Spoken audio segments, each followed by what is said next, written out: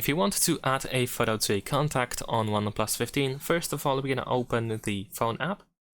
On the home page, we need to tap on the View Contacts button in here, or you can tap on these three lines in the upper left corner and go to Contacts in this place. And we're going to choose the contact for which we want to add a photo. Next, tap on this pen icon that we have in the upper right corner. Next, we're going to tap on the picture, the standard one, the default one that we have over here. And you can, for example, open the camera in order to take a picture right now and set it as the contact photo.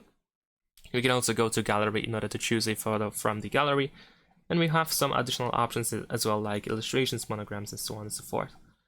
So let's say I'm going to open the gallery. In here, I can try to pick any of these photos that I have. We can adjust the photo, move it left and right, zoom in and zoom out, rotate as well.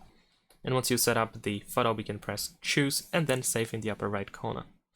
And that's pretty much it. Thanks for watching, leave a like and subscribe.